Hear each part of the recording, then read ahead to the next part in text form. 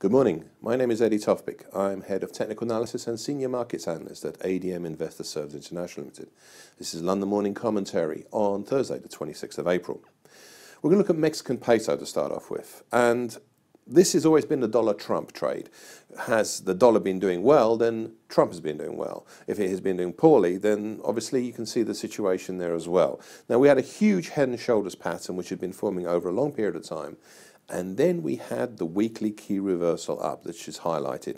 It broke the previous key reversal down on a daily one, and it caused the market to move higher. We're above the long moving average, which is 1854.65, and also 1875.40, which is the median.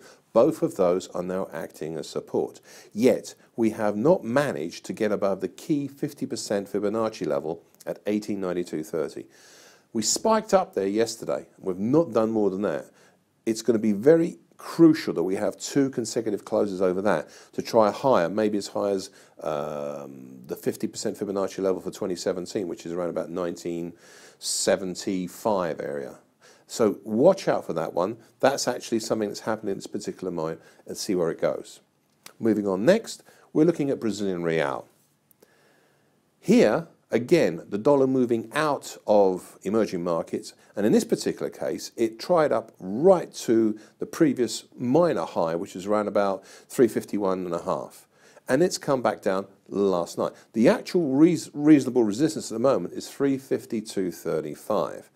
Now, we've achieved the targets that we've seen, this lopsided diamond pattern we've seen. That target is marked X there, that was around about 344. We've gone higher than that, through what was potentially a double top, and we now are testing this 352.35 area. Consecutive closes above that, and we've got a fairly free reign up to about 363.85. Yes, there's congestion areas, but not very much. It's more likely that we're going to see stops and starts. There's nothing specific as a high or a low or some sort of indicator that says that's where you've got to stop. So that one, it could have an explosive move on the upside, potentially even more than it's had now. But just be aware of that. Finally, Indian rupee. This has had an explosive move, and as you can see, it's quite a populated chart with a lot of stuff on it. I'll go through very quickly on the smaller stuff. BG, breakaway gap. MG, middle gap. EG, end gap. A classic gapping movement on the way up. In between, we had a halfway hesitation. At the time, I wasn't too sure whether it was a bearish double top or a bullish halfway hesitation, and it turned out to be a bullish halfway hesitation. The target for that was X, and that was at 66.05. We shot through that. We then filled the old gap, 66.53, 66.24, and it took a couple of days to do that, and then we shot above that as well, and we reached the ultimate halfway hesitation target, which was around about a 66, 65 area, 66, 67 area. We've now gone even higher than that, and we're starting to run out of real resistance at the moment, but we're also starting to show exhaustion in the market. The attack upwards has been too steep too quickly.